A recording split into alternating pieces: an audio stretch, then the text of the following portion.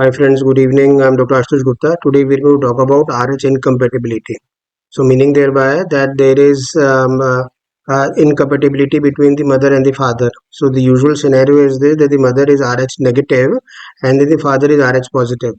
And since the fetus would have the antigens both from the father and the mother, and then the most likely the baby would be RH positive.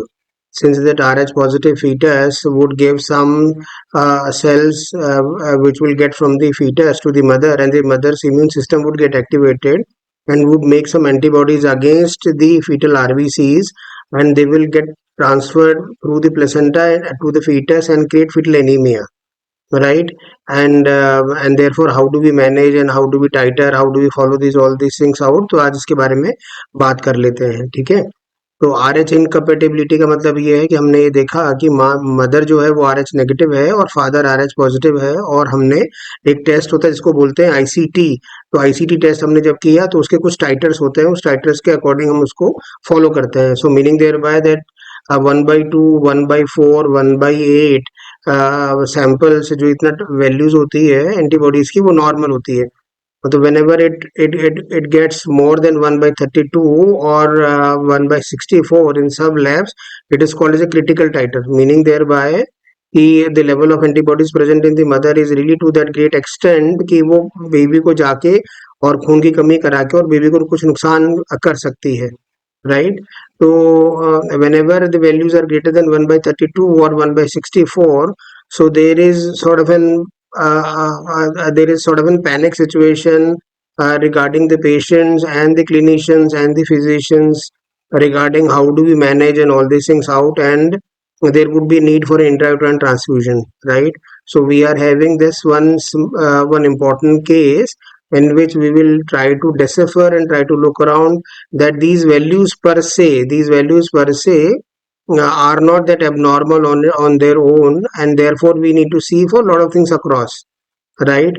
So meaning thereby कि अगर इसको इस तरह से देखें कि जो pregnancy है वो 3 ट्राइमेस्टर में डिवाइडेड होती है, first trimester, second trimester and third trimester. तो जैसे जैसे बेबी बढ़ रहा है वैसे वैसे फीटो मैटरनल जो ट्रांसफर है वो भी बढ़ेगा, meaning thereby that the potential of the fetus transfer the blood from the fetus to the mother would definitely increase, and therefore the mother progressively successively in the increasing gestational age would get stimulated or irritated by the fetal RBCs which are positive, and therefore would trigger an immune reaction, right? So ऐसा सामान्यतः देखा जाता है क्योंकि जैसे जैसे baby बड़ा होगा तो जो आईसीटी की वैल्यूज है वो भी बढ़ सकती है, पहला। दूसरा, फर्स्ट ट्राइमेस्टर में या सेकंड ट्राइमेस्टर और थर्ड ट्राइमेस्टर में फर्क इस बात का होता है कि जो बेबी की जो आरबीसी प्रोडक्शन लाइन जो होती है वो 16-18 हफ्ते या 24-28 हफ्ते तक वो एक्चुअली लिवर में और स्प्लीन में और लिम्फोइड टिश्यू में होती है, और 28 हफ्ते के बाद में वो बोन मैरो में जा रहा होता है। So meaning thereby that the place where the RBCs are being formed, it is being changed and it is being changing in the fetus from the liver and the spleen to the bone marrow. तो baby 32 weeks के बाद में आता है, irrespective of the ICT being more, जैसे 32 से अगर 1/64 अगर हो जाता है तब भी इसमें बहुत चिंता करने की जरूरत नहीं है, क्योंकि 32 वीक्स के आसपास बेबी की जो बोन में जो आरबीसी जो बन रही है वो बोन मैरो में शिफ्ट हो रही होती है, meaning thereby that we do have 12 long bones, we do have lot of the spine, पूरी रीढ़ की हड्डी होती है, स्टर्नम होती है, कूल्हे की हड्डी होती है, और कुछ हिस्सा सर का भी होता है जो कि बोन मैरो को बनाता है। सो मीनिंग देयर बाय कि हाउ डू वी आइडेंटिफाई, तो इतना all these values they can create some trouble when the baby is small, और बेबी के जो आरबीसीज है वो अगर लीवर स्प्लीन में ही सिमट के रह गई है तब तो परेशानी हो सकती है, but we identify that something is happening at 34 32, तो वो एक्सपेक्टेड है, these increase in the ICT levels is expected. Similarly, the erythroid base to the baby making those RBCs is also increasing, meaning thereby that those increasing titers are not going to affect and they are not going to create some fetal anemia, right? So let us first see this case, and then all these things would be understood very well. देखिए ये case था 32 weeks पे और इसका IC था 1/32, right. लेकिन अगर PSV MC को देखिए तो ये 47 46 इसी लेवल पे ही है, which is normal for the gestational age, और ये आईसीटी वैल्यू दिसंबर की थी। We have asked her to repeat the ICT which turned out to be 1/64, then we are seeing her back again after 5 days, तो PSVMC values उतना ही है, जैसे 48 है, 47 सेंटीमीटर पर सेकंड है, and which is almost the same जो 32 weeks in 1 day पे जो थी, right. So meaning thereby that we have not identified any fetal anaemia. इसको अगर आप देखिए तो 32 वीक्स पे यूजुअली 64 के बियॉन्ड PSVMC होना चाहिए था, which is not the case.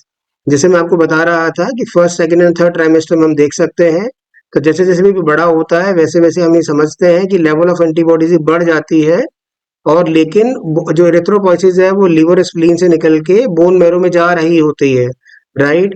तो 18 हफ्ते का जो बच्चा है वो यूजुअली लीवर स्प्लीन पे डिपेंडेंट होता है, और बोन मैरो मिनिमल होती है 32 वीक्स पे, वो यूजुअली बहुत इरेथ्रोइड टिश्यू हो जाती है, ठीक है।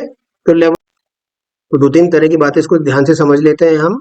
आईसीटी वैल्यूज पर से बहुत फर्क नहीं डालती हैं। 1/32 डेफिनेटली क्रिटिकल टाइटर है, और we probably we need to keep the baby in a follow. So 1/32 at 18 weeks and 1/32 at 32 weeks is poles apart, meaning thereby 18 हफ्ते, 19 हफ्ते, 24 हफ्ते पे जो इरेथ्रोपोइसिस है वो लिवर स्प्लीन में ही है, और वो एकदम से ओवरवेलम हो सकती है because of the antibodies being transfer from the mother to the baby, पहला। दूसरा, चूंकि बेबी इज प्रोग्रेसिवली इंक्रीजिंग, तो baby first second third trimester में क्रॉस कर रहा है, तो बेबी से जो ट्रांसफर हो रही है माको सेल्स वो डेफिनेटली बढ़ रही है, और उसके उसके एवज में in response to that the mother is making more antibodies and getting more stimulated, and therefore making more antibodies, and they rightfully so. So from by 1/32 we would have expected, we expected it to be 1/64, so it has come. So it is not something that the antibodies have gone really off the roof and the baby will end up into fetal anemia, तो ऐसा नहीं हुआ है और ऐसा नहीं होगा। Why is it so? Because in the meantime what happens is this, कि वो जो बेबी का बोन मैरो है वो सब एरेथ्रोइड हो रहा है, ठीक है, लॉन्ग बोन्स में जा रहा है, इलियक क्रेस्ट में जा रहा है, और हम उस बेबी को PSV MCA से ही फॉलो कर रहे हैं।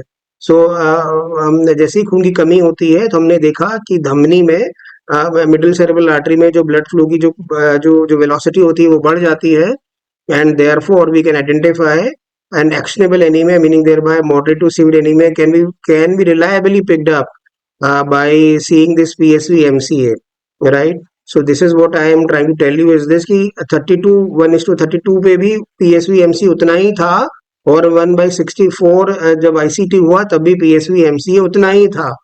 तो मीनिंग देयर बाय कि इतना हमको डर लग जाना कि वो जो मेरे वैल्यूज हैं वो डबल हो गई हैं, बट प्रैक्टिकली वो बेबी पे कोई भी इफेक्ट उसका नहीं आया है। This is what I want to tell you. दूसरा, डेफिनेटली ऐसा नहीं कह रहे हैं कि बेबी को हम फॉलोअप में नहीं रखेंगे, तो डेफिनेटली बेबी को हम फॉलोअप में तो रखते ही हैं, इस बात को देख लेने के लिए कि फिट लेने में कब हो रहा है। तो 32 weeks, the point is this that probably we don't intend to do intrauterine transfusion, probably we'll take the baby out. Very likely chance that probably we would gain some 2 weeks and 3 weeks and 4 weeks by the time the baby would reach up to 35 weeks or so, and if the need would arise in the meantime, we can do sort of an emergency cesarean and take the baby out if it lands up with a fetal anemia or so, right? But the possibility of that landing with a fetal anemia is very very sort of an bleak or negligible, even though we keep the baby in a follow. Take home message is this, that as the baby is increasing, it was expected, because the ICT to go from 1/32 to 1/64. So even though the values have increased, or probably we can think that the antibodies have doubled, but then that is not affected onto a appreciable effect of fetal anemia to the fetus, right? तो PSVMC उतने ही रही, 1/32 पे भी उतनी थी और 1/64 पे भी सेम लेवल पे ही थी, तो fetal anemia पहले भी नहीं था और अभी भी नहीं है. So that becomes very very reassuring, right? Thank you very much for your patient listening.